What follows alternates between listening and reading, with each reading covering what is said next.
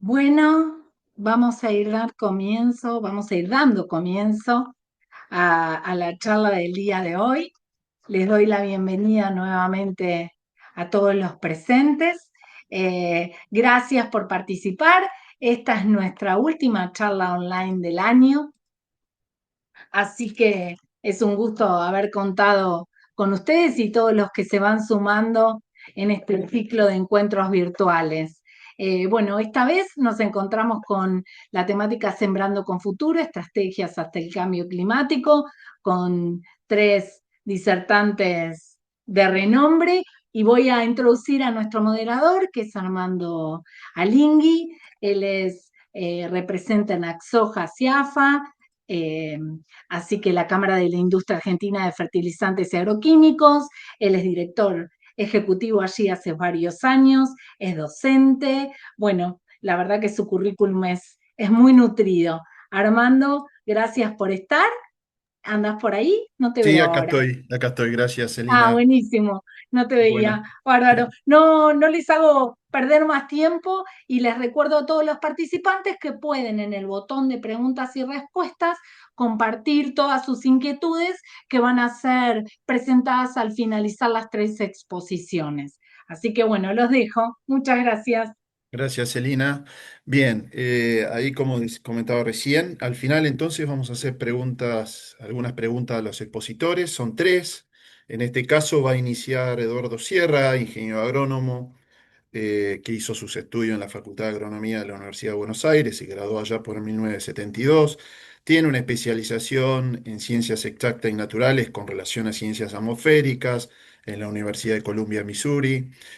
Fue docente durante muchos años, inició allá por el año 69 hasta el 2017 cuando ya terminó su carrera como jubilándose, ¿no? Tiene trabajos científicos, fue investigador de CONICET y publicó gran número de artículos técnicos y es un especialista en tema climatológico. Así que le damos la bienvenida a Eduardo para que hagas tu presentación. ¿Qué Muy bien, tal? Eduardo. Buenas tardes, ¿cómo están ustedes? Realmente un gusto estar acá compartiendo tan, eh, digamos, buenos coequippers, ¿verdad? Y contándoles a ustedes una visión personal del tema del cambio climático, que a veces resulta un poquito, podríamos decir, eh, polémica, ¿verdad? Porque tengo una visión un poquito distinta de la mayoría de los investigadores, pero bueno, esto es parte justamente de lo interesante de este tipo de cuestiones que tengan algo de debate, ¿verdad? Bueno, estamos acá con nuestra diapositiva inicial, vamos a poner el puntero láser, bueno, aquí está ya lo que se dijo y vamos a entrar en tema porque somos tres que hablamos mucho y tenemos que apurarnos un poco, ¿verdad? Y aquí, bueno, el desafío, siempre es bueno definirlo, ¿no? Es incrementar la producción en cantidad, calidad e inocuidad, las tres cosas que se están pidiendo ahora, ¿verdad? Y si fuera posible, ampliar también el espectro productivo, porque en mi opinión es que nos estamos quedando, estamos reduciendo nuestra oferta de productos, ¿verdad? Algunos productos han desaparecido, otros no logran ubicarse definitivamente. Podría ser el sorgo, que es un cultivo de cereales que yo siempre pensé que iba a ir mucho más arriba de lo que realmente está. Bueno, y aquí tenemos nuestro planteo de sustentabilidad. Este es el triángulo de sustentabilidad de Munasingue, que tiene en cuenta tres cosas, ¿verdad? Arriba, en el ápice superior, la economía, porque sin economía no hay nada de lo después, de lo otro, ¿verdad? Y luego, el ambiente, porque si deterioramos el ambiente, después no logramos alcanzar el resultado económico y la sociedad, ¿verdad? La equidad de lo que hacemos, que no salgan algunos perjudicados, ¿verdad? Hoy en día hay todo un grupo perjudicado que es la gente de la cuenca del Salado, que está bajo una inundación, que viene repitiéndose desde 1857 sin que se logre el resto de la sociedad darle una solución a eso, que es muy compleja, por cierto. Y con este pensamiento de Albert Einstein, el mundo no superará su presente estado de crisis con el mismo esquema de pensamiento que lo llevó a la situación actual. Es decir, esta es una invitación, no sigamos pensando las cosas como las venimos pensando, tratemos de tener un poquito de lo que se llama pensamiento lateral, que es lograr ver las cosas desde otro punto de vista. Y bueno, justamente aquí está, este es un gráfico que a mí me gusta ponerlo, porque es algo así este personaje que es el casto José, aquí está con el faraón, que le cuenta que vio 7 vacas gordas y después venían 7 vacas flacas a la orilla del Nilo, y después 7 espigas de trigo gordo y 7 espigas de trigo flaco, y realmente es un ejemplo de previsión y prevención lo que propuso José, ¿verdad? Porque le interpretó que los primeros 7 años eran de buenas cosechas y buena producción ganadera, que hicieran reservas para los años malos. Y también es el primer pronóstico climático, que es mi especialidad, que alguna vez se registró en una obra religiosa o literaria, porque José le avisó que esto iba a ser los años malos, porque iba a venir un viento solano. Si nos situamos en Egipto, viento solano viene del desierto, lo que queda al este, ¿no? De donde viene el sol. La otra, el otro pronóstico está en digamos, en la historia de la Ilíada, ¿no? No en la Ilíada en particular, que es el pronóstico de cuándo venían los vientos para poder navegar hacia Troya los héroes griegos que iban a conquistar Troya, ¿verdad? Y lo que a mí siempre me surgió de acá es podríamos decir, esta opción, ¿no? Cambiamos el mundo para adecuarnos a nuestro esquema, que es lo que tratamos de hacer siempre, o estudiamos al mundo y somos nosotros los que nos adaptamos al mundo, no le pedimos que cambie para nuestra comodidad. Qué flor de disyuntiva, ¿verdad? Y bueno, vamos a empezar por el cambio climático antrópico. En este momento, cualquier cosa que ocurre en el mundo que tenga que ver con el clima es por el calentamiento global. Que yo no digo que no exista, pero no que explique todo, ¿verdad? Hasta el Papa por el hambre en África le hicieron decir que era por el calentamiento global, con lo que en este momento hay, que es guerra civil, fracaso de cosecha, sobrepoblación, todo, sale su santidad a pedir que bajemos las emanaciones de dióxido de carbono comprando autos eléctricos. Que por otra parte los autos eléctricos, la mayoría funciona con electricidad producida por carbón, así que miren qué distorsión que estamos, ¿verdad? Y aquí tenemos el esquema de calentamiento global, que no es falso esto, el problema es la interpretación. Esto, si tomamos un valor de temperatura media del planeta, que son 15 grados aproximadamente centígrados, ¿no? Tenemos, fíjense aquí, desde 1850 hasta ahora 2024, porque este mapa el 2025 todavía no está, tenemos, fíjense, todos estos años que estuvimos bajo la media de temperatura, que fueron años muy duros. Los gringos que estamos acá, la mayor parte vinimos por alguna de estas cuestiones. Fíjense esta baja de temperatura de aquí, esto es 1910, una cosa así. Esto dio con los sierra por acá, porque en Asturias no se comía directamente. Algunos que los más ricos comían, los menos ricos no comían, como mi abuelo Manuel, ¿verdad? Y vino a probar suerte al río de la... Esto sí, es medido, pero fíjense una cosa, a veces la medición no es confiable. ¿Por qué acá, fíjense, 1939, 40, 43 fue un año frígido? Es cuando el ejército alemán se vio bloqueado, rodeado por el ejército soviético frente a Stalingrad. ¿Y por qué me sale un año cálido? Y lo pone esta gente, los de la Unidad de Cambio Climático de la Universidad de East Anglia. Bueno, lo pone porque son unos estadísticos que no tienen nada de malo, pero de climatología no saben ni medio. ¿Por qué? ¿Qué ocurre? ¿Por qué aparece como cálido ese año? Y porque con digamos, el oscurecimiento nocturno, la observación de mínima no se tomaba, porque la mínima es a la noche. Entonces, ¿qué tiene ahí? La observación de la mañana, la de mediodía y la de la tarde. Y por eso le da un año cálido. Que esto relativiza, todas estas cosas que nos presentan hay que hacerle una crítica. Después se ven años fríos. que en realidad no es que aquí hubo años cálidos, la Segunda Guerra fue muy fría en todos los frentes, sino que se restablece esto, se vuelven a hacer las observaciones nocturnas. Hacia la década del 60 hay bastante frío, es lo que tiene la Unión Soviética, le arruina la producción de cereales. Años muy fríos y secos, porque en realidad a Rusia lo que le falla son las nevadas. Entonces no hay ambiente para el trigo, ¿no? Ahí, que es el mismo conflicto que tienen ahora con Ucrania, ¿verdad? En que Rusia se les lleva la producción de trigo. Y a partir de 1980 hay un periodo cálido al cual se le atribuyen las peores cosas, porque con esto se intenta manejar el tema de los precios de los combustibles fósiles. ¿Por qué? Porque aquí en el 89 empezamos a vivir el fracaso nuclear con Chernobyl. A partir de ahí se pone que todo año cálido es malo, cuando en realidad son los años buenos. Ahora, vamos a ver cuando Roberto Peiretti presente que la producción global de alimentos no bajó porque esto esté cálido, como dice.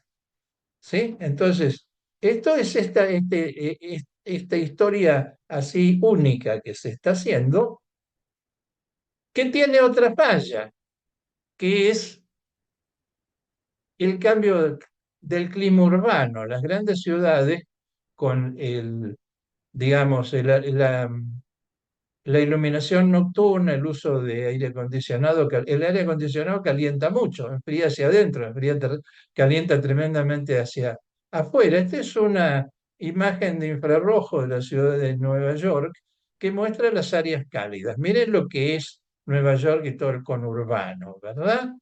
Lo que es Long Island, mucho más frío, ¿verdad? Aquí que están las casas de los millonarios, un poquito más cálido. Y aquí que están otras ciudades, también fíjense, la mayor parte de los termómetros que están en una ciudad. ¿Se imagina el aeropuerto de Nueva York, que creo que está por acá?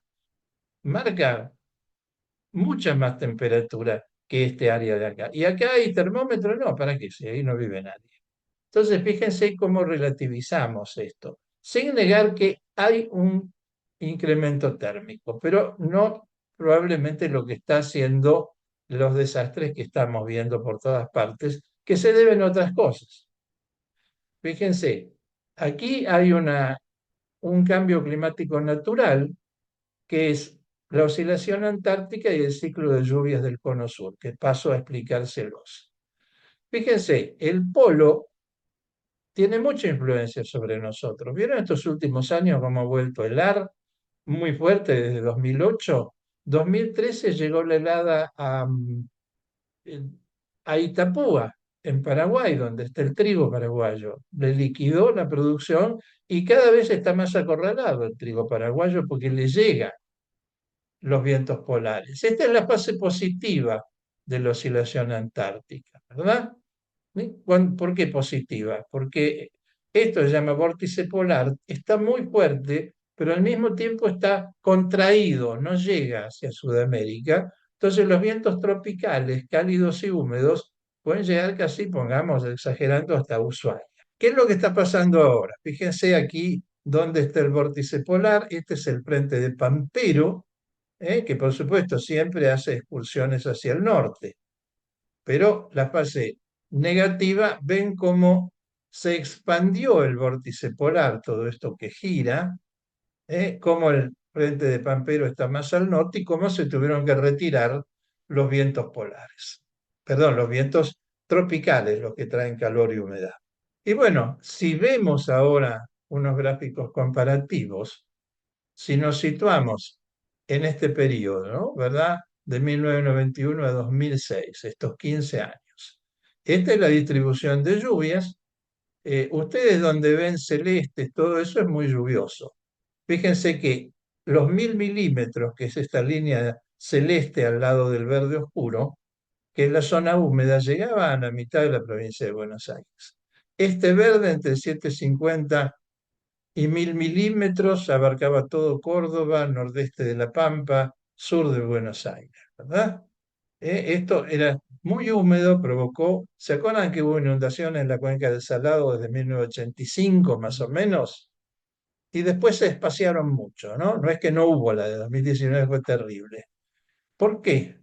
Porque la influencia de los vientos polares hizo que se retirara la lluvia. Ven que este celeste que antes llegaba hasta acá, ahora llega hasta el nordeste de Buenos Aires, fue reemplazado gran parte de lo húmedo por pampa húmeda, que es este verde, entre 750 y 1000 milímetros.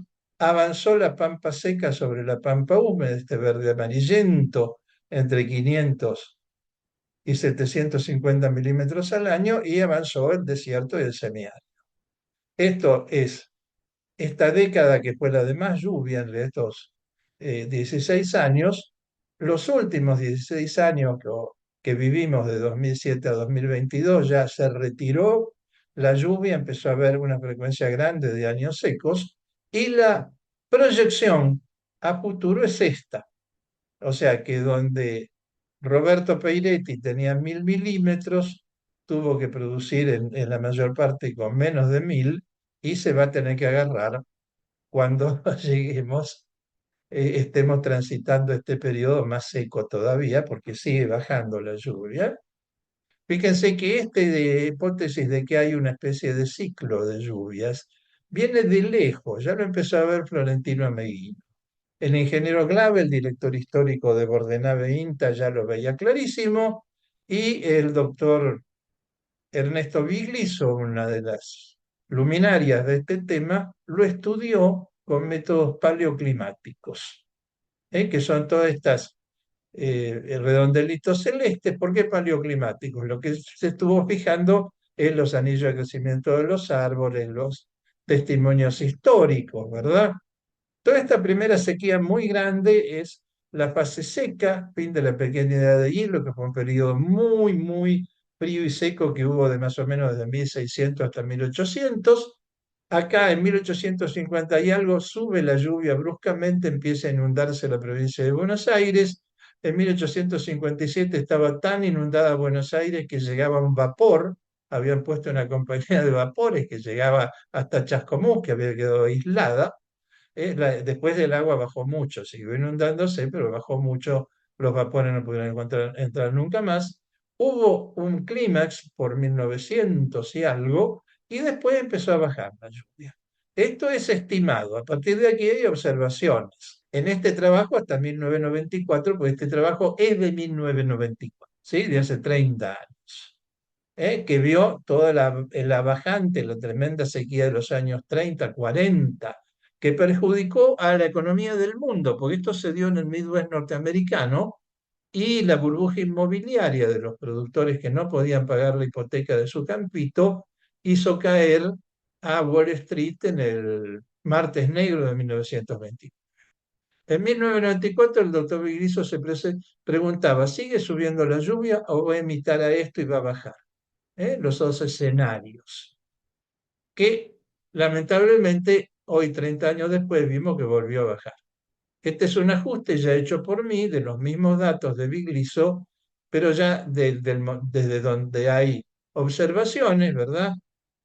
El mínimo de lluvias, esto es Santa Rosa, 500 milímetros al año, en los años 50, pero tremendamente secos. 1952 Argentina se quedó sin trigo. Luego volvió a bajar, tuvo un máximo por 1991, este es todo el periodo de inundaciones continuas en la cuenca del Salado, y ahora está bajando. Probablemente estaría alcanzando su mínimo a mediados de la década de 2040. Y luego volvería a subir. Y por 2090 pues, estaríamos de vuelta en un máximo, porque creemos que esto dura 100 años, la oscilación. Y acá un ejemplo interesante que me gusta mostrar, que es la interacción entre esta suba y baja de las lluvias y el comportamiento de las zonas de humedales, como el Pantanal en Brasil, mismo nuestra cuenca del Salado es un humedal temporario, porque puede estar 5 años inundado, o puede tener grandes sequías. Y el ciclo de lluvia. Fíjense que en este momento podemos estar, realmente hay una crisis con el tema del nivel de los ríos. Ven que están queriendo dragar el Paraná, porque no les está alcanzando el calado en los últimos años, que lamentablemente son esas soluciones, eh, digamos, autoritarias y voluntaristas, porque a ellos les parece que a la gente que hace esto que puede intervenir, que no va a pasar nada. Fíjense, ¿por qué está metida la hidrovía?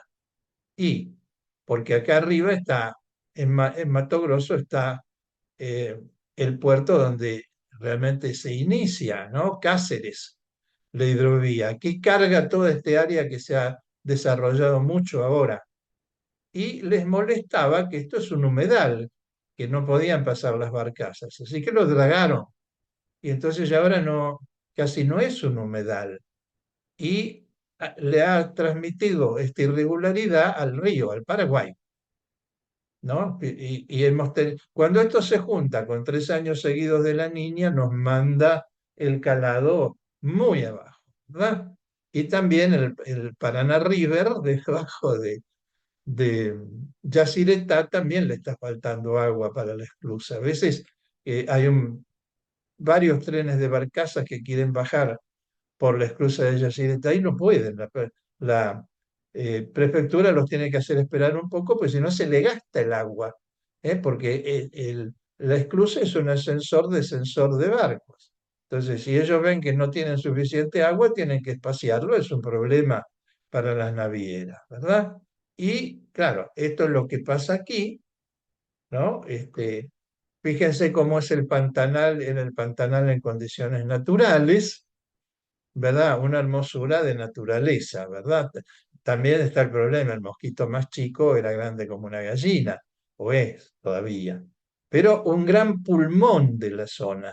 El agua que retenía el Pantanal en los años húmedos servía para regular, amortiguar la bajante del río en los años secos del Paraguay. Esto se dragó, le bajó mucho el pelo de agua al Pantanal y miren las inundaciones, estas son del año pasado, ¿no? Y tienen inundaciones, siempre tuvieron, ¿eh? Pero ahora pasaron de inundaciones de 10.000 kilómetros cuadrados a 23.000, 25.000. El Pantanal tiene 350.000 kilómetros cuadrados, el más grande que la provincia de Buenos Aires, pero 23.000 es que se inundó. Miren acá el pobre mono que se quemó, en la noche como se ven las llamaradas, y estamos teniendo continuamente problemas de calado. Un lugar que se nota mucho es en Puerto Bermejo, porque el Bermejo le tira su agua ¿cómo se llama? Al Paraguay, al río Paraguay, pero con mucho sedimento. Entonces, constantemente le está taponando. Este último febrero tuvimos una cantidad, creo, de 200 trenes de barcaza esperando un mes para poder pasar. Y fíjense, desde que se dragó el Pantanal, cómo le cambió el régimen al río Paraguay, aquí justamente donde se une con Puerto Bermejo. Fíjense, los años anteriores, de 2001, 2002, hasta el dragado fue ahora, ¿no? O aquí quiero decir, 2011, 12, 11, estaba en 3,70 m de promedio. Cuando dragan y se vacía el Pantanal, tienen 4 años de inundaciones tremendas. Se larga todo el agua que estaba acumulada del golpe. Y ahora ya hace, fíjense, 5 años o 6, 5 seguro hasta 2024, que estamos en 1,86 m. Le rebajaron a la mitad el calado medio. ¿Qué les parece? Y bueno, lo que está ocurriendo ahora es que tenemos las consecuencias de esto. Y fíjense, también esto se puede hacer con Rosario, ¿no? Estamos haciendo este Zoom con la gente de Rosario. ¿Y qué tiene este gráfico? Que es la serie climática más larga observada en Argentina, que es el calado en Rosario. Empiezan las mediciones en 1875 y duran hasta ahora. Así que esto es un placer para un climatólogo. Fíjense, en ese periodo de máxima de 1901 estábamos en este nivel, ¿no? Fíjense cómo bajamos en 1941 baja como 1,50 m de promedio. ¿Se dan cuenta ustedes cuánto es para un barco cerealero, granelero, que le quites 1,50 m de calado? ¿Cuántos miles de toneladas son? Si estos son barcos de 10 metros, le sacás 1,5 m y le sacaste el 15% de la capacidad del barco. Y fíjense qué notable. Ven que esta oscilación no es muy amplia, pero la oscilación acá, que tenía constantemente inundado a todo el mundo, se amplió. ¿Por qué se amplió? Porque aquí es donde empezamos a tocar el río. Y peor, se amplió más hacia abajo ahora. Este último valor es de ahora de 2025. ¿Sí? ¿Y qué va a pasar? Vamos a estar hasta 2041 bajando todavía el calado. Sobre todo si hacen las obras impensadas, no, sin pensar como están haciendo ahora. Yo tengo el temor que llegan a hacer el dragado, que por suerte no sale porque no hay plata, no anda licitación, qué sé yo, y esto se agrava muchísimo. Y probablemente para 2091 volvamos a tener un periodo de mucha altura del río que va a tener inundaciones peores que las que tuvo hasta ahora. Les dejo esta inquietud, ¿verdad? Cuando nos reunamos en 2041, podemos discutir en qué medida se cumplió.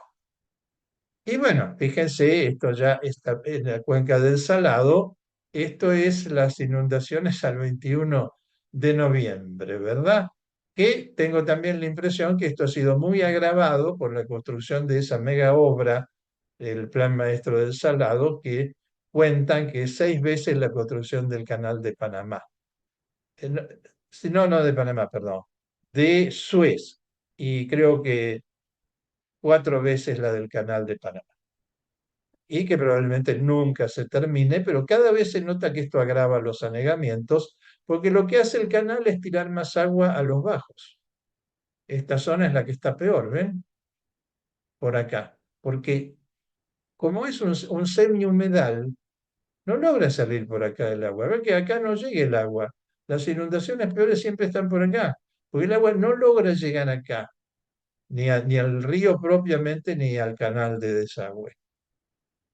Que, por otra parte, si dragáramos acá sería un peligro muy grande que se nos meta agua de mar, porque aquí hay muy poca costa. Así que fíjense, esto yo lo planteo como una alerta, pero síganlo, los invito a seguirla, porque todas estas obras que se están haciendo, primero que si al faraón Keops se lo proponemos va a decir que es demasiado caro y demasiado grande.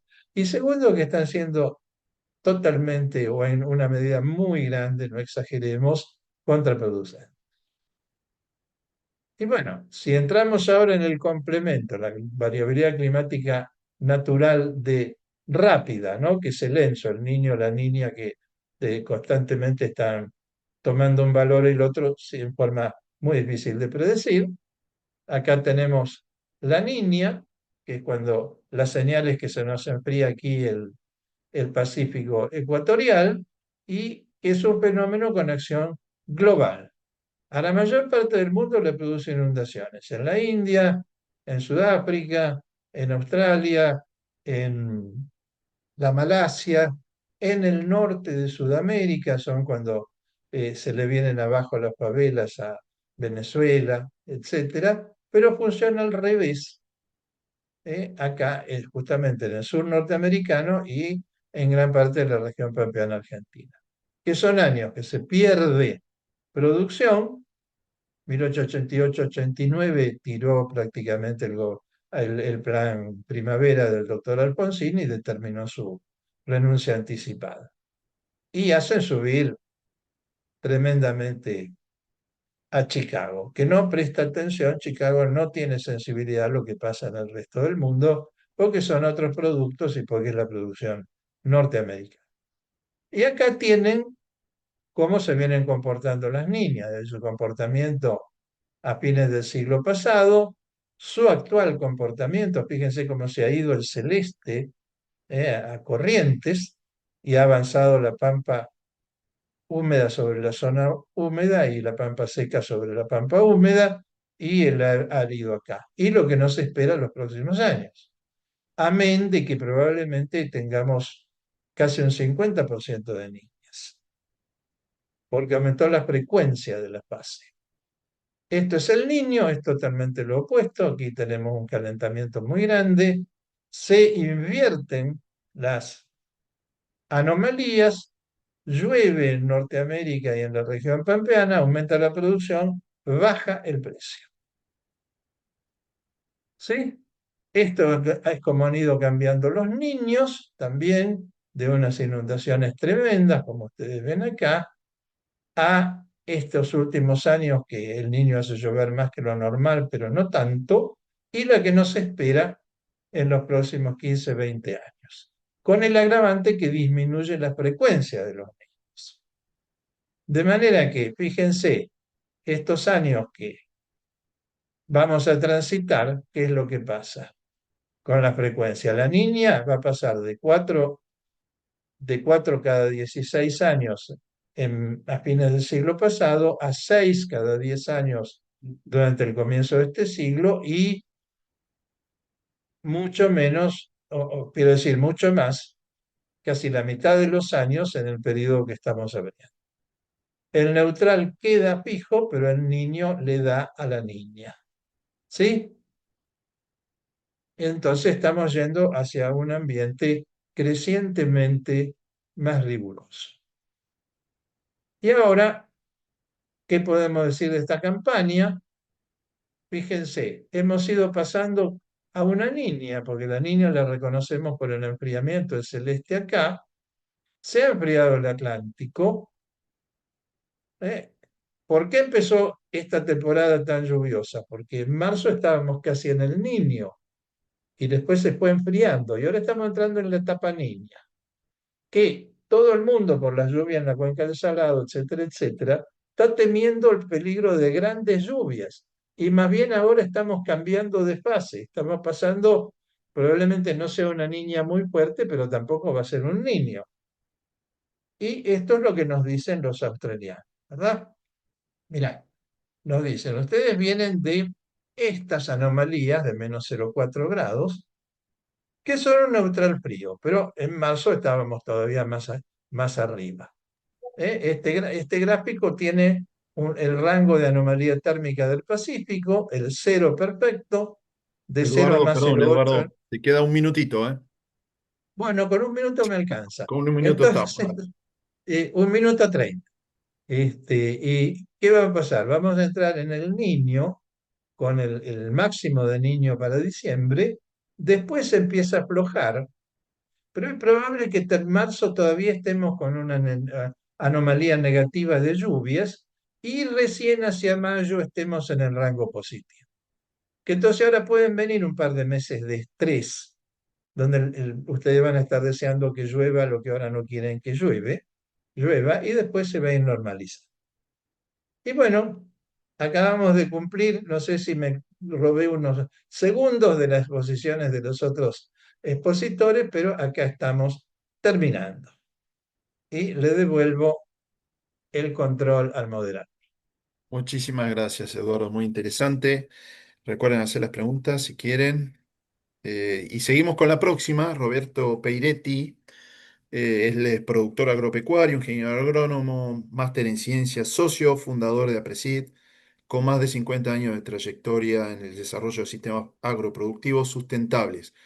Así que bueno, Roberto, vamos con tu presentación. Tenés 20 minutos para la presentación, así que muchísimas gracias. Bueno, el tema de mi presentación de alguna manera pretendió seguir o pretende seguir el hilo de razonamiento tan profundo, enfocado desde el punto de vista climático, que nos acaba de dar el profesor, maestro y colega que tanto aprecio, pero desde un eje temático diferente que, a juzgar por su título, no es que puede, aparece como un poco presuntuoso, porque realmente pretender en 20 minutos cubrir aspectos o cubrir en profundidad el complejo funcionamiento del sistema agroproductivo global y sus desafíos y oportunidades sería una utopía. Obviamente que no es ese el sentido, sino es tomar del funcionamiento del sistema agroproductivo algunos ejes, algunas cuestiones, algunas temáticas que son transversales prácticamente a todo el sistema agroproductivo, donde esté localizado y tenga el nivel de desarrollo, o sea, cual fueren las características de los agroecosistemas donde estén localizados. Este, Solamente hacer hincapié, presentar y de alguna manera dejar inquietudes que podremos seguir pensando, obviamente hacia futuro e intercambiando. Bueno, ahí tienen mi contacto, cualquier inquietud a posteriori, no tengo ningún problema y estoy totalmente abierto a intercambiar. No les puedo garantizar que tengo todas las respuestas, pero haré lo mejor de mí para profundizar si alguna inquietud surge después de esto. La próxima, por favor. Entonces comenzaremos por hacer un breve análisis del pasado reciente hasta la actualidad, de la evolución de la producción global de cereales, su consumo y el suelo disponible para producirlo. ¿Por qué tomé los cereales? Porque, bueno, se suele usar como un indicador de tendencias y además representa el mayor volumen de todos los granos producidos y de alguna manera también de ellos dependen las producciones de otros tipos de alimentos y o derivados del proceso, con lo cual es un buen indicador para estudiar o para visualizar, analizar tendencias. La próxima.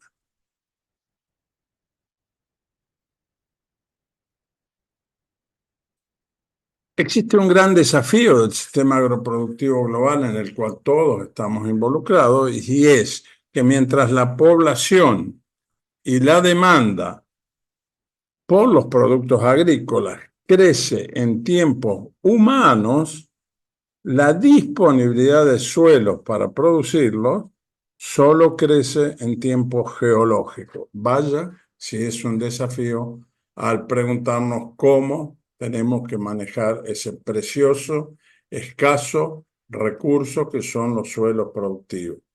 La próxima. Desde ese punto de vista, la población humana y los suelos disponibles desde 1960 hasta el presente, que es el periodo donde voy a concentrar mayormente el análisis, para, digamos, como una muestra de lo que viene ocurriendo últimamente y como una etapa en que han ocurrido tremendas transformaciones y cambios que realmente marcaron la necesidad e incentivaron la necesidad de la búsqueda y eventualmente encontrar soluciones y adaptaciones para poder acompañar a la demanda con un crecimiento acorde de la producción.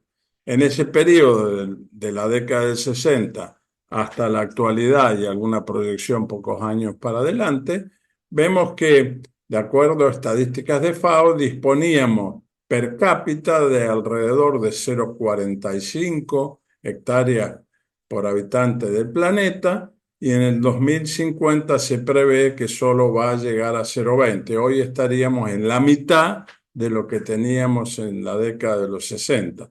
En el mismo periodo, la población humana pasó de 3.000 millones de habitantes, la población humana global, a más de 8.000 millones en la actualidad.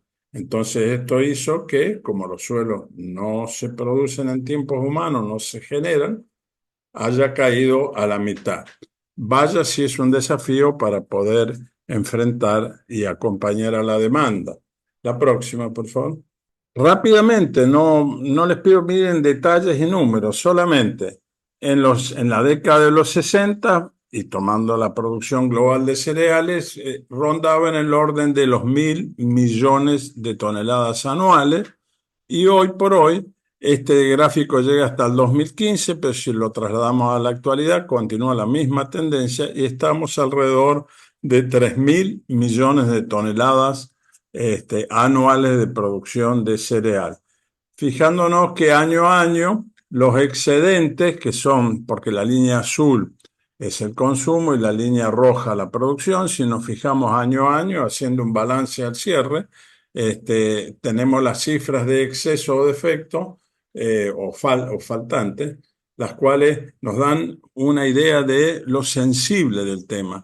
Porque que sobren 100 millones de toneladas o 50 millones de toneladas sobre 3.000 millones, nos está diciendo que si hipotéticamente parara la agricultura, las reservas alcanzarían para un mes o para semanas o cosas por el estilo. Es un tema altamente sensible, por eso frente a cualquier variabilidad climática y volumen de producción, los mercados reaccionan inmediatamente corrigiendo esta situación a través de los precios. La próxima, por favor. ¿Cómo hicimos entonces? Va la pregunta, ¿cómo hicimos para acompañar al consumo y triplicar el volumen global de producción con la mitad del suelo per cápita, acorde a los datos que hasta aquí vimos? Y la respuesta inmediata es que se logró gracias a que al crecimiento del rinde por hectárea también se triplicó. Esta es la próxima. Perdón por el... Bueno, en este gráfico, otra vez, nuevamente es para mirar solamente tendencias o valores porcentuales, nuevamente de la década del 60 a la actualidad. Podemos ver que la producción de cereales se multiplicó 3,5 veces, la población se multiplicó 2,6 veces. ¿Y cómo hizo la producción? A multiplicarse por 3,5? O sea, la producción se multiplicó más que la población porcentualmente, y esto se logró gracias a que los rindes crecieron 3,1 vez, mientras que el aumento de área cultivada solo creció alrededor de un 20%. Y esto rompe un poco un mito de creer que estamos destruyendo todo o que la producción es en base a destruir y mover las fronteras. Es cierto, las fronteras se mueven, pero en una visión, las fronteras agrícolas, en una visión global, el 80 o más por ciento de la explicación del crecimiento de 1.000 millones a 3.000 millones de toneladas de granos, de cereales en este caso, viene por un aumento de los rindes y no por un aumento del área. La próxima, por favor. Es un concepto muy interesante y demistifica mucho de las creencias que a veces hay. Las tecnologías modernas con base científica correctamente aplicado, según decíamos, posibilitaron aumentar fuertemente el rinde por hectárea y con ello acompañar el proceso de crecimiento de la demanda. La próxima. Aunque con una gran dispersión, el aumento de rinde que mencionábamos alcanzó a todo tipo de unidades productivas, permitiendo eliminar las hambrunas en muchas partes del planeta. Ni que hablar que a quienes cultivan en esta situación, y esta no es una foto de inteligencia artificial ni nada que se le parezca, me la manda un colega de la Global Farmer sacada en su región el año pasado. Hoy por hoy, muchas partes del mundo producen con este esfuerzo. La próxima, por favor. Bueno, ¿cuál fue el impacto? Les decía, este aumento, tremendo aumento de la productividad de los rindes y de la producción total, ha traído impactos de un logro humano y humanitario de un calibre a veces difícil de ponderar por lo beneficioso. Y así, medido por décadas, algunas décadas atrás, volviendo a los años 60, teníamos alrededor de 20, 30 millones de personas, con gran variabilidad año a año, de personas que morían por inanición en el mundo, decádicamente, y eso vemos que drásticamente ha caído a valores de 1 millón o menos, lo cual no debe para nada conformarnos, y quizás no tenemos que descansar hasta que esta cifra virtualmente no sea cero. De todas maneras, el tremendo aumento de productividad no deja de haber tenido un extraordinario impacto positivo en beneficio de la humanidad. La próxima, por favor. De cara al futuro, ¿en qué espejo nos queremos mirar? O sea, ¿qué camino queremos seguir? La próxima. Para hacer crecer o continuar haciendo crecer el volumen de la producción, tanto en el pasado como para continuar en el futuro, hasta hoy, solo son conocidos, solo siguen existiendo dos caminos posibles: aumentar el rinde por hectárea y o expandir el área cultivada. La próxima, por favor. Y no existe otro. Todavía no podemos ir al planeta Marte a cultivar para equilibrar la ecuación. La elección del camino a seguir.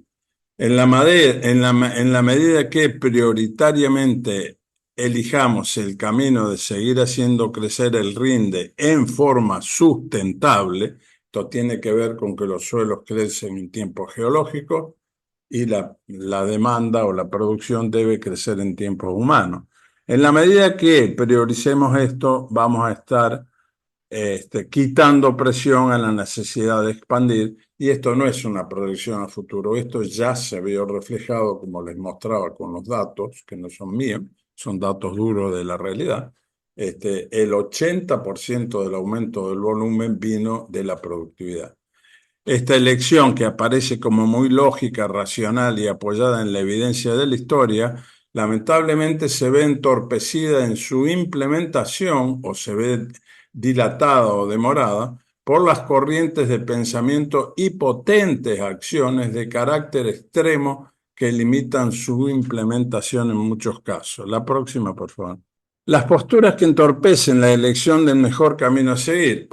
En una gruesa clasificación, macro clasificación, por un lado tenemos las ecocéntricas extremas, he dado de llamarlas así, las cuales algunas características son que niegan la ciencia y entorpecen la adopción de las tecnologías y avances de ellas derivadas.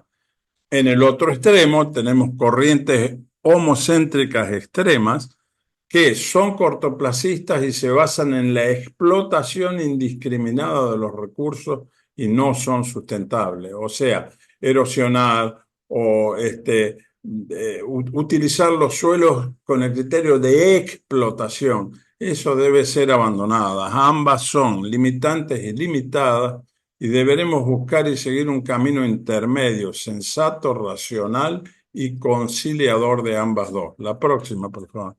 Un ejemplo de los impactos negativos de las posturas ecocéntricas extremas es el emblemático caso del arroz dorado. La próxima, por favor. La carencia de vitamina A causa estragos y cegueras en gran cantidad de niños anualmente de países pobres con dietas fuertemente basadas en el arroz convencional, que carece precisamente de vitamina A o de la provitamina A. La próxima. La biotecnología creó, y esta tecnología fue donada en forma gratuita a la humanidad frente al Papa, una solución: agregar caroteno, o sea, provitamina A, al arroz que conocemos.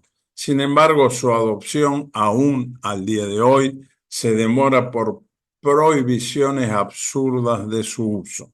La próxima, por favor.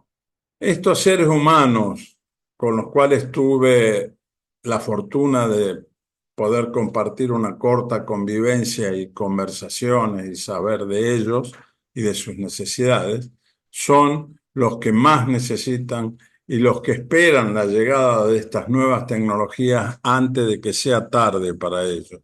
Habiendo tenido esta vivencia, es irremediable que a mi mente hayan aflorado preguntas como las que les comparto a continuación. La próxima, por favor.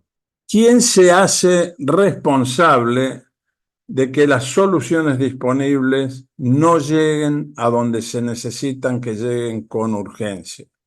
¿Quién asume el costo y las consecuencias de prohibir y demorar la adopción de estos avances sin ninguna razón basada en la ciencia o en el conocimiento, sino más bien en ideologías o en posturas que no tienen una clara explicación o puestas sobre la mesa las razones? Mientras tanto, la realidad es la que miramos, la realidad del mundo y de muchos habitantes del mundo es la que miramos en las fotos anteriores. La próxima, por favor. ¿Con qué argumentos y justificaciones se condena a la gente del mundo que más necesita de estos logros y que no puede acceder a ellos? Nuevamente, tiene que haber razones que no están transparentadas ni son explícitas, porque el hombre por naturaleza no es perverso.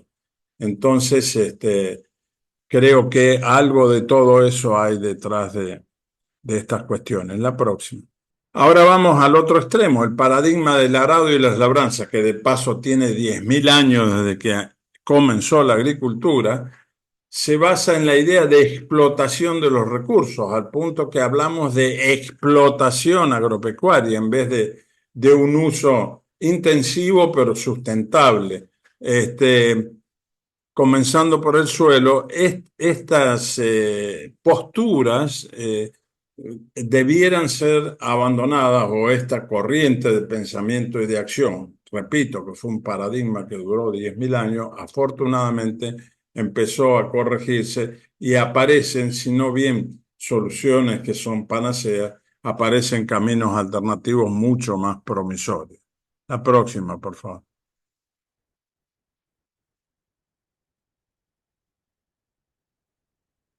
De cara al futuro, ¿cuál es nuestra responsabilidad y cómo debemos accionar de ahora en más? Deberemos basar nuestras acciones en posturas intermedias y balanceadas que permitan satisfacer las necesidades humanas lo mejor posible, minimizando todo tipo de impactos negativos o justamente minimizando, o sea, maximizando los beneficios, minimizando los impactos negativos que en muchos casos no pueden.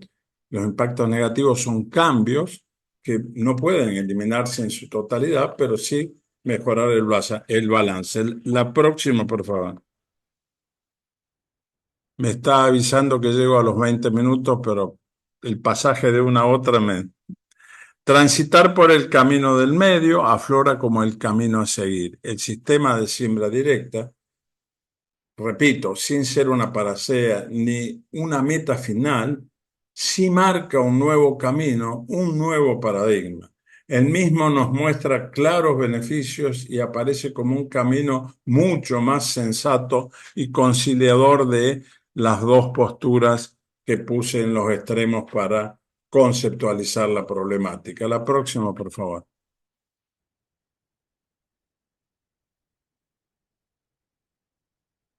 Desde este punto de vista, el sistema permite hacer un mejor manejo del agua, aumentando, me refiero, disminuyendo la escorrentía, aumentando la captación en el perfil del suelo, disminuyendo la evaporación, o sea, haciendo que para una determinada oferta hídrica podamos disponer de más agua para los cultivos. La próxima, por favor.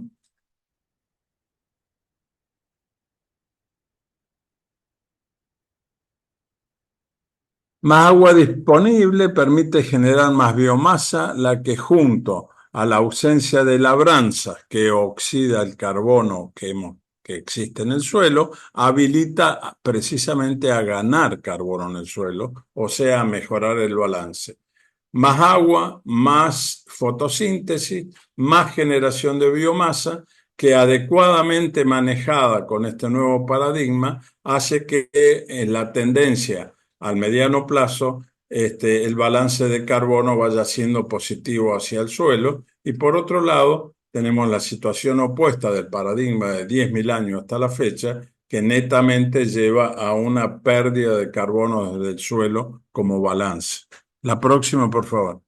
Mi suelo, como testimonio de este tipo de nuevo camino a seguir, este es mi suelo, luego de manejarlo bajo el nuevo paradigma del sistema de siembra directa por más de 40 años a la fecha. La próxima, por favor. O sea que no estoy hablando de una teoría, no estoy hablando de una hipótesis. En mi caso es mi vivencia como productor y como profesional por ya casi 50 años a esta altura. Ese es el suelo que hoy tengo en mi campo y les puedo garantizar que es muy distinto al que yo tenía cuando comencé a operar sobre ellos, cambiando el paradigma. La próxima. No voy a entrar en detalles porque no es para eso esta presentación, es solo conceptual. Aquí hay ganancia de carbono, mayor biodiversidad. En un puñado de este suelo hay más habitantes que seres humanos en el planeta y genera o permite un mejor funcionamiento general del suelo como base del funcionamiento del agroecosistema. La próxima, por favor.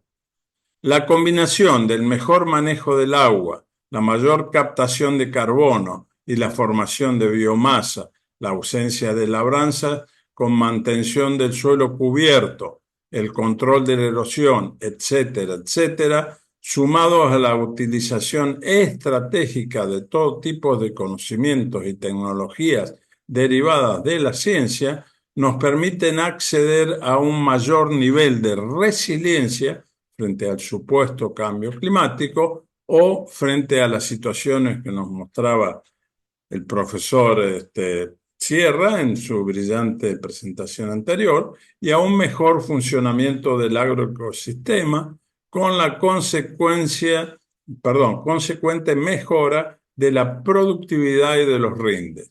Esto es testimonial, estos son los campos con los cuales yo convivo y conviví durante los últimos 50 años. La próxima. Con el correr de los años y cada vez con más frecuencia obtenemos resultados que no dejan de sorprendernos. Les mentiría si les digo que todos los años en mis campos tengo una soja así, eso no es cierto. Pero sí se dan picos cada vez más altos que nos muestran que el techo lo vamos corriendo hacia arriba. Y otra cosa muy interesante, cuando yo analizo la tendencia de los rindes en estos suelos y campos que vengo manejando, la tendencia es creciente y algo muy importante es que la variabilidad interanual muestra una tendencia decreciente. Sin ser esto un análisis de un ensayo experimental, es un macroanálisis de mis observaciones personales durante 40 o 50 años de seguir el proceso del desarrollo e implementación del sistema. Conclusiones. La próxima, por favor.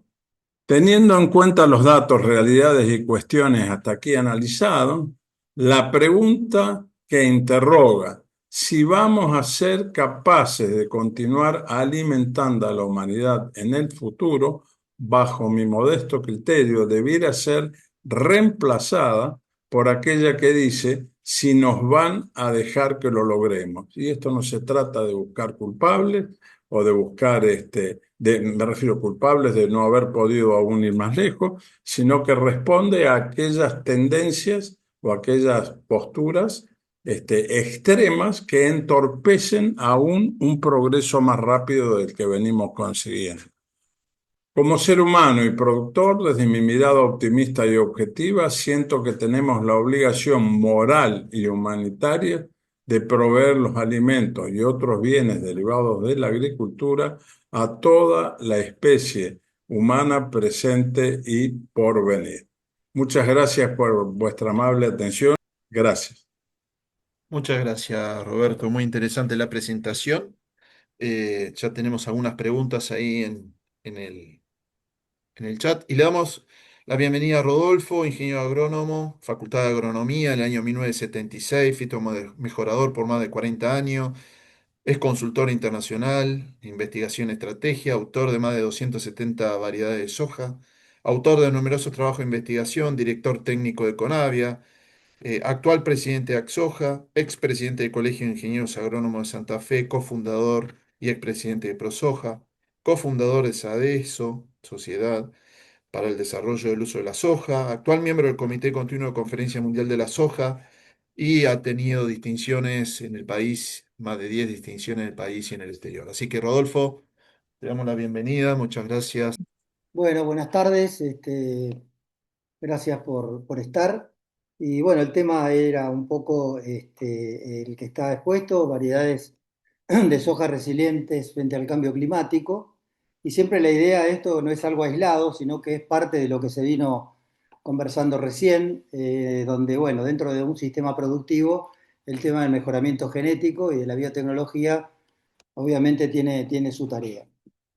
Brevemente, acerca del impacto del cambio climático en el rendimiento de los cultivos, tiene mucho que ver con trabajos, digamos, de todo tipo que se han hecho en general marcando reducciones de rendimiento en el futuro, en la medida que en los distintos escenarios que se plantean, básicamente regulados por el panel intergubernamental de cambio climático, de qué manera se va o no solucionando o amortiguando el tema que se va generando con el efecto de gases invernaderos. O sea, en la medida que evidentemente esto no sea un trabajo cooperativo internacional, donde haya fondos, presupuestos, etcétera, etcétera, esto va a generar, por muchos trabajos previos, una reducción en la producción de los cultivos de distinto tenor en función de cada especie.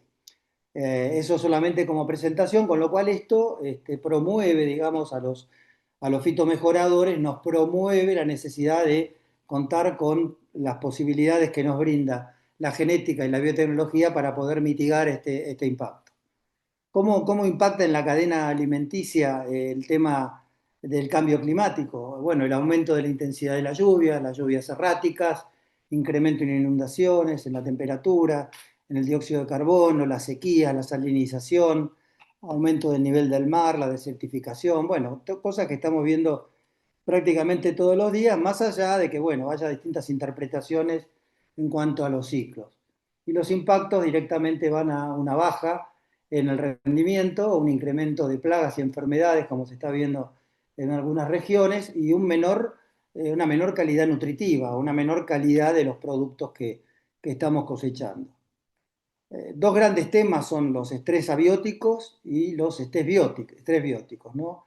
En el caso de los abióticos, lo que más guía un poco los objetivos de mejoramiento son la tolerancia al estrés hídrico, a la sequía básicamente, a la alta temperatura, las inundaciones, las sales, y en algunos cultivos también entra el tema de los fríos y las heladas. Y lo que hace al estrés biótico es un tema mucho más complejo, que contamos con, bueno, con tener organismos vivos que están en este proceso de cambio, donde hay cambios de temperatura y patrones de precipitación que van generando cambios en la dinámica de las plagas, en la rusticidad que tienen las plagas, en la necesidad de tener nuevas estrategias dentro del control integrado de plagas y también, bueno, las enfermedades, ¿no? Donde aparecen nuevas enfermedades o nuevos patógenos que se adaptan a condiciones cambiantes, como que no estamos ante un nuevo entorno que, bueno, es muy probable que toda esta situación esté generando nuevos problemas, algunos problemas que estaban dormidos se despiertan y otros que estaban también, como ha pasado, se disipen. Las estrategias que tienen las plantas sin pretender hacer un trabajo de fisiología vegetal, obviamente, sino desde el punto de vista del breeding, las estrategias que conocemos son las del almacenaje de agua en parenquia, el cierre estomático eficiente, las morfologías defensivas, las eras sin cutículas, las paredes celulares adaptadas, los temas de deshidratación y rehidratación y una estructura radicular plástica. ¿Y cómo responden las plantas? Tienen distintos procesos, como los procesos de detoxificación, las proteínas de choque térmico, regulaciones genéticas y transducción de determinadas señales de defensa, las proteínas protectoras, los reguladores epigénicos, interacciones planta-microbios. Esa es una parte que voy a tocar muy, muy brevemente al final, y lo que son los transportes de iones. Básicamente, un control, el primer punto que hablé, de los procesos de oxidación.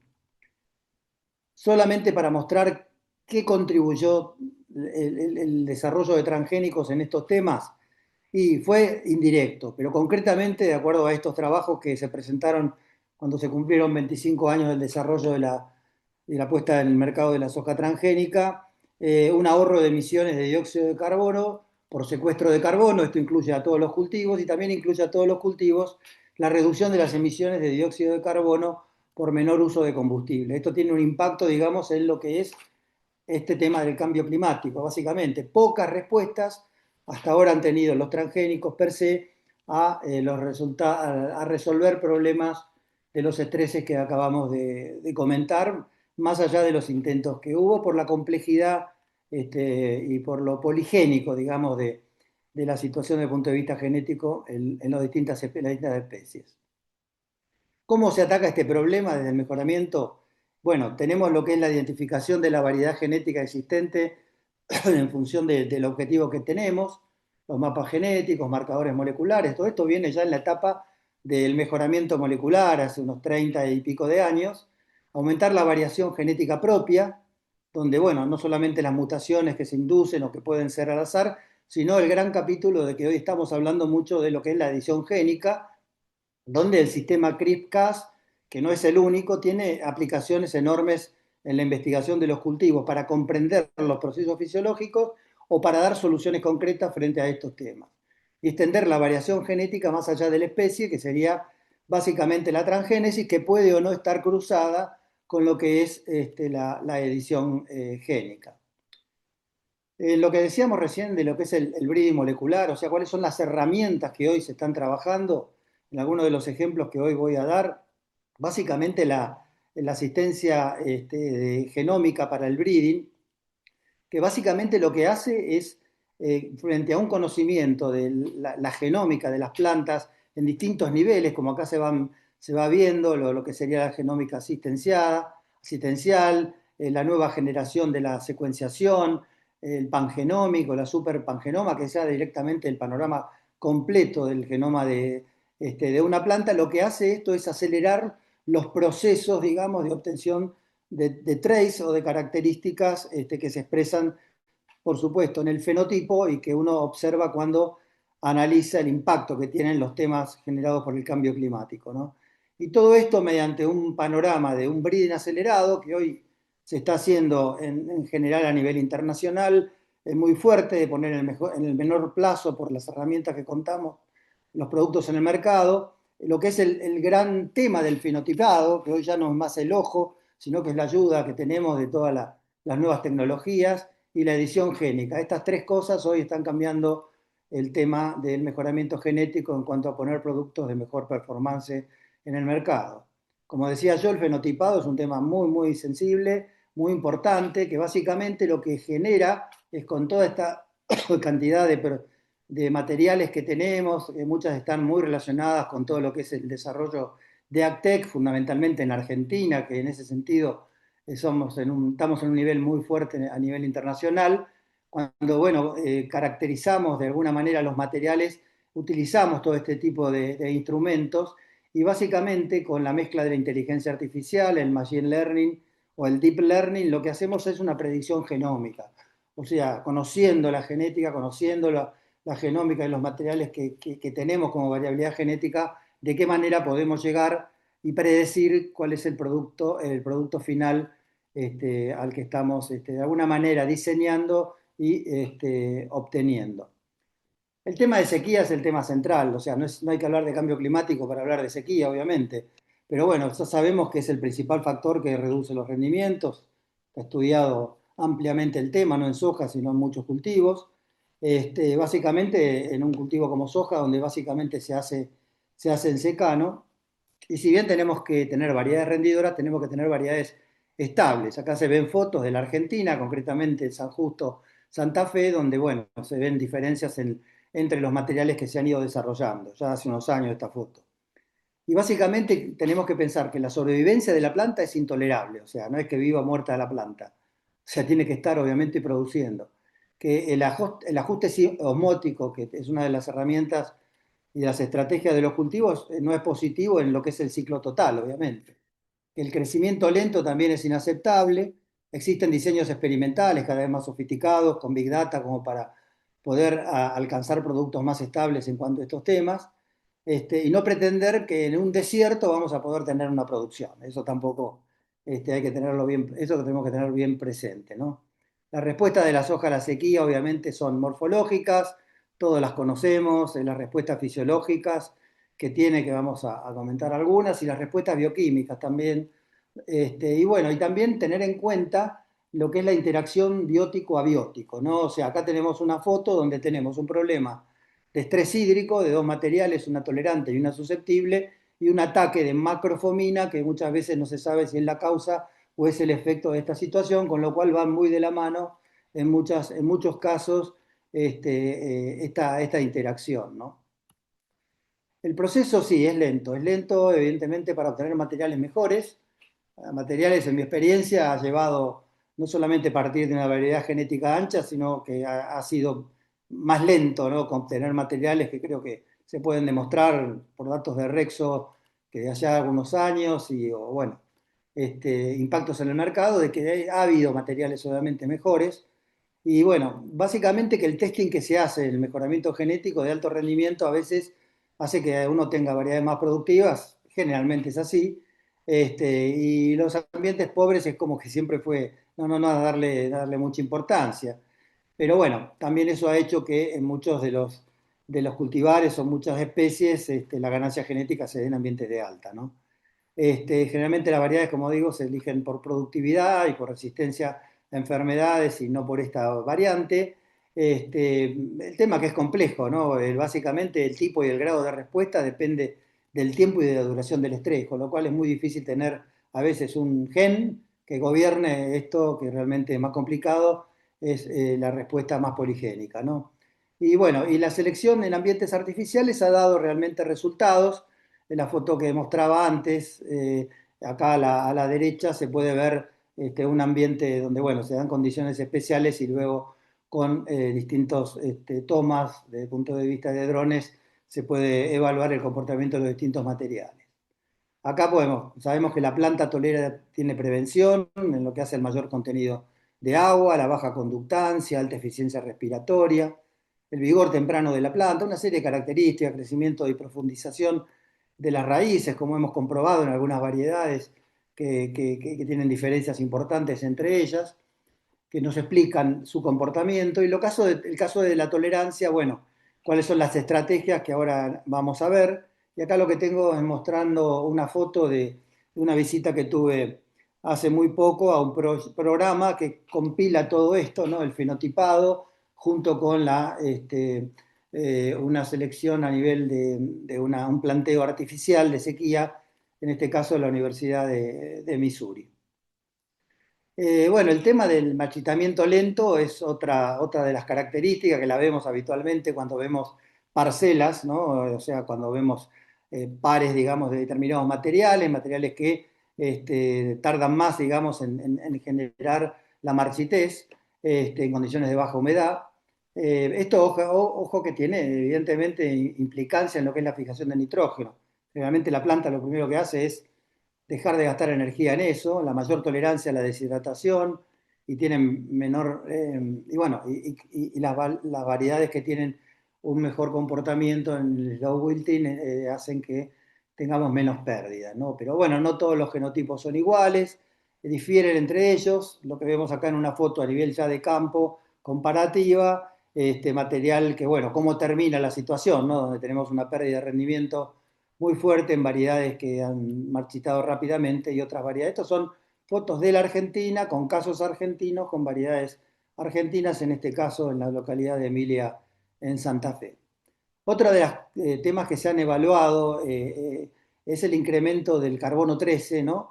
Que tiene una correlación, ¿no? con la eficiencia en el uso del agua y la tolerancia, por supuesto, a la sequía, ¿no? Hay genotipos que en esa relación carbono 13, carbono 12, relacionada con esto, bueno, uno puede tener distintos materiales, como se ve en el cuadro de la izquierda, donde, bueno, la relación más alta favorece a los materiales que van a tener más eficiencia, pero lo que es muy importante es que no se pase de revoluciones, o sea, que, bueno, que cuando se den condiciones buenas pueda seguir creciendo y produciendo. Con lo cual, no solamente es el pico, sino la estabilidad de ese rango, ¿no? De carbono 13, carbono 12. Y acá lo que se ve a la derecha ya directamente son los 20 cromosomas de soja, a dónde están, en qué ubicación están los distintos genes que tienen que ver con lo que es la transpiración, por ejemplo, la conservación del agua, el crecimiento radicular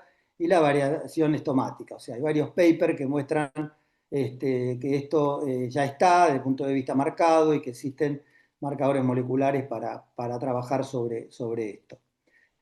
Bueno, en el caso de Europa, tomé el caso de Europa, que la verdad que es un continente que trabaja, o sea, trabaja mucho en soja, pero tiene poca soja, pero se ha tomado el trabajo de analizar bajo una genómica, digamos, el análisis, digamos, de asociaciones, ¿no?, entre distintos marcadores, rasgos con los temas de sequía, y ha encontrado numerosas en distintas características como acá se muestran, lo que es el movimiento estomático, la conductancia estomática, la formación de raíces, la fotosíntesis, la señalización del ácido abscísico, la protección celular, etcétera. O sea, varios marcadores moleculares, ¿no?, que nos han permitido, más selección genómica, identificar distintos materiales genéticos como para que sirvan en lo que sería un programa de mejora.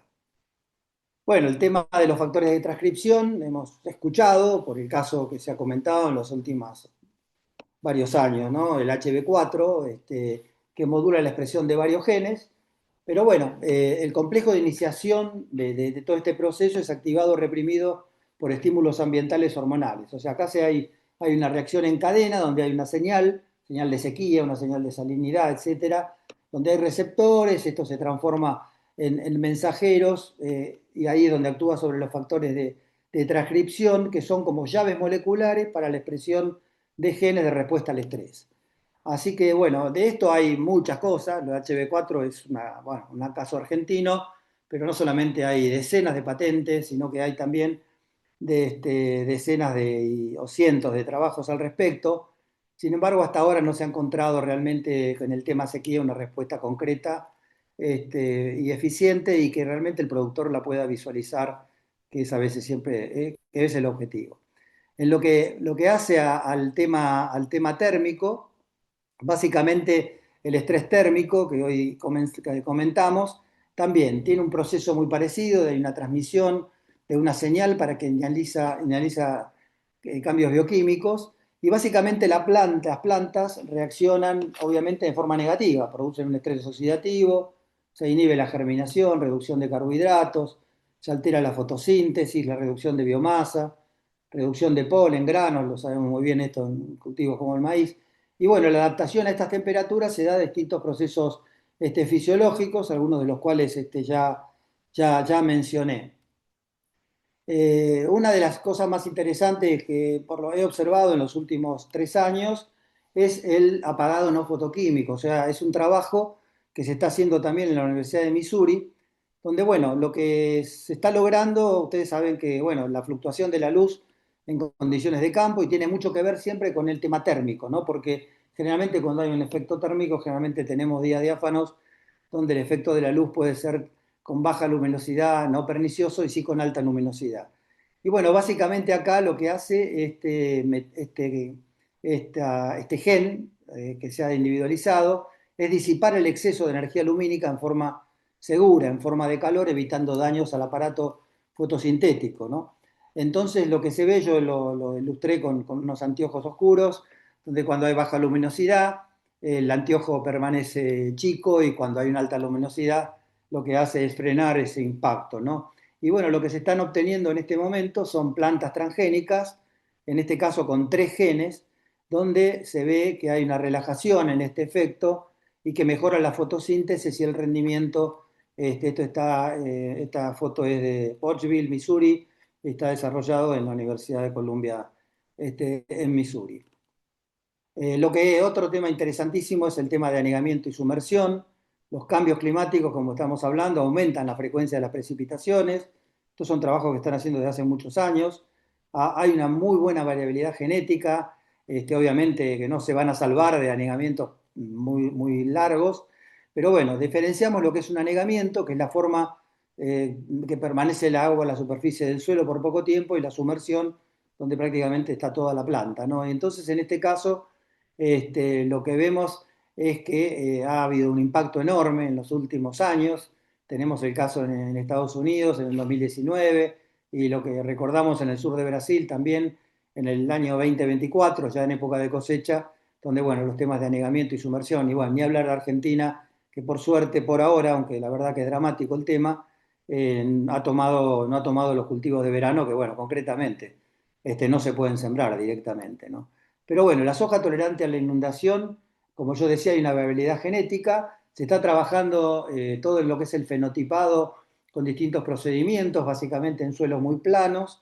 En el estado B5 durante 9 días se lo inunda, 5 o 10 centímetros, depende de los autores, distintas variaciones, o 6 días. Esta foto es de la Universidad de Arkansas, donde se ve, por ejemplo, bueno, la soja que se la inunda, después cómo se va diferenciando el comportamiento y cómo muy pocas realmente sobreviven a este tema. Esto está también, de alguna manera, está trabajándose a nivel de la genómica, están individualizados algunos genes que justifican, digamos, el comportamiento positivo frente a los temas de los temporarios, las temporarias inundaciones, ¿no?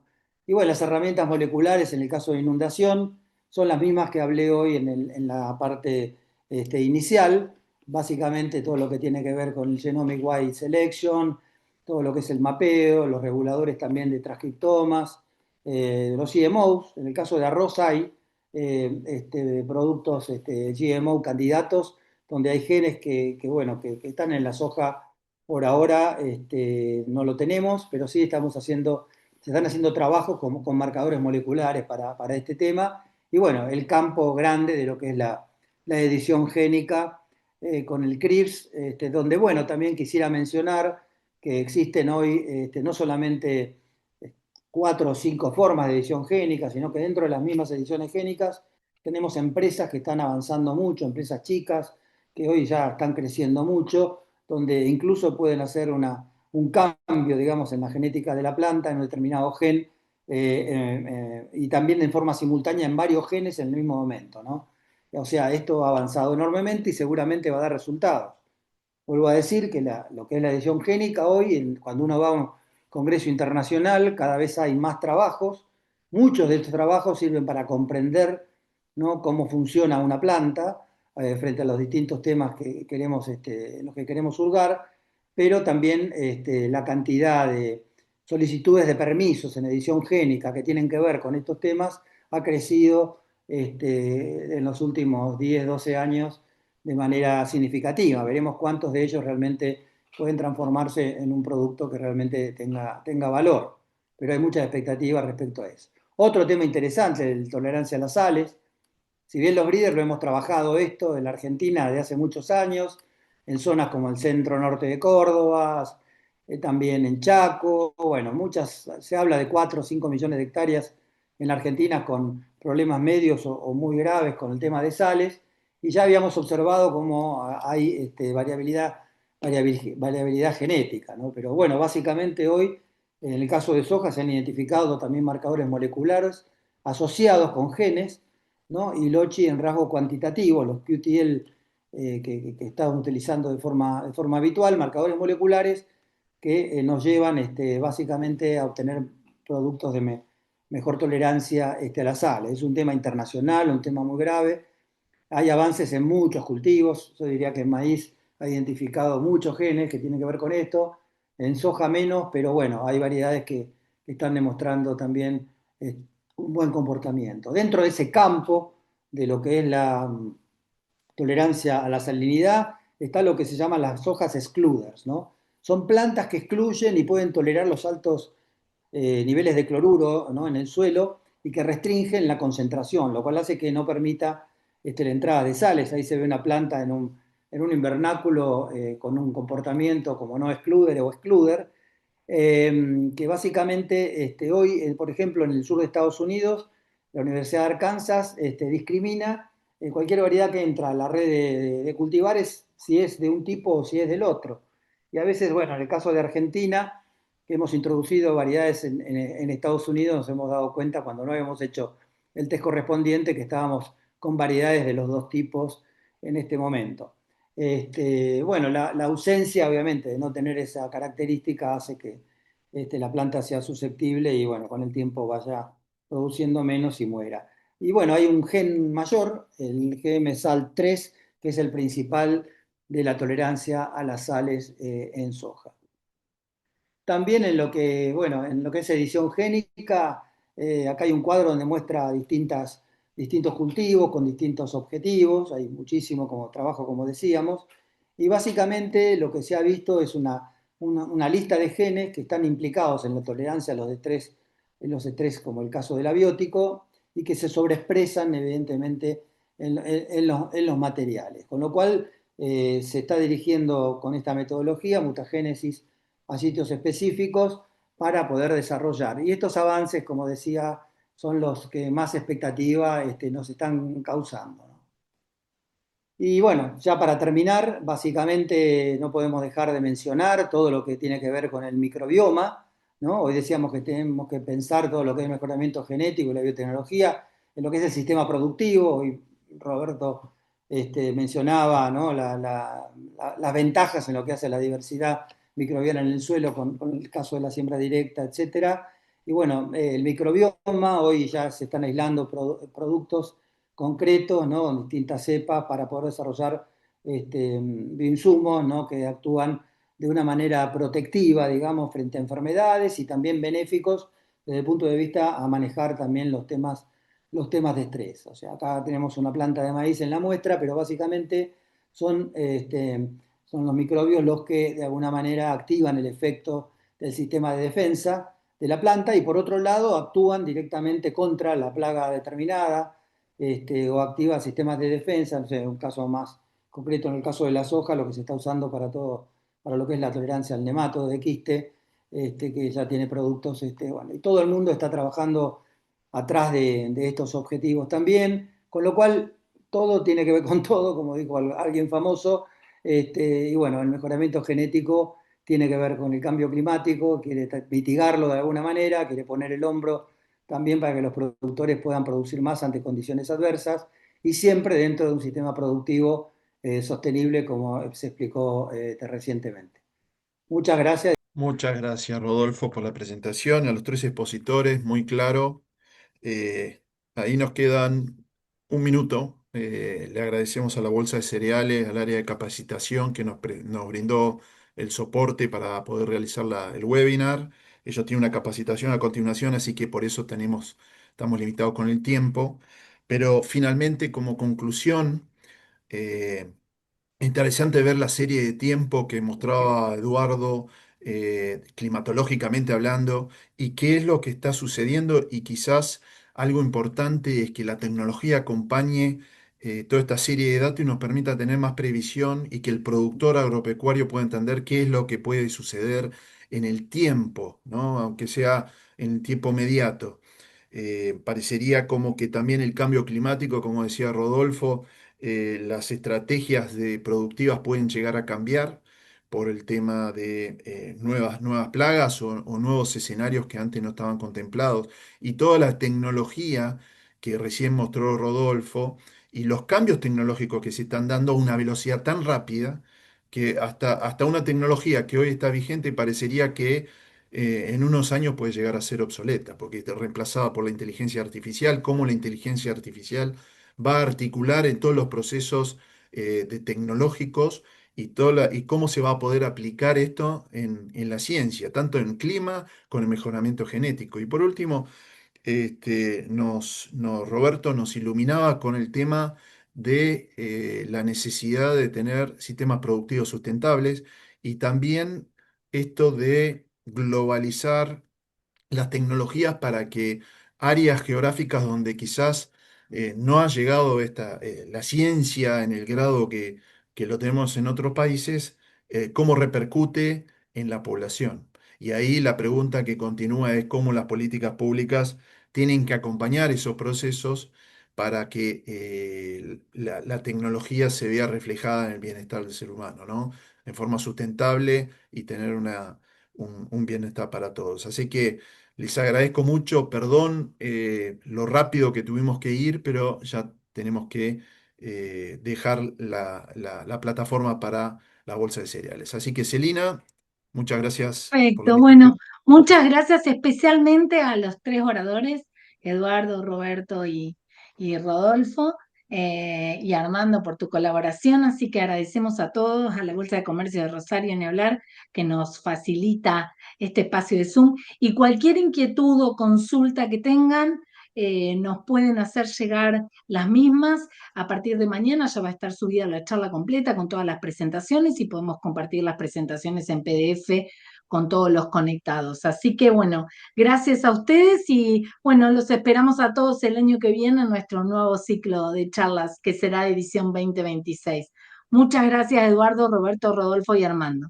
Hasta la próxima. Adiós, gracias. Muchas Mil gracias. gracias por su tiempo.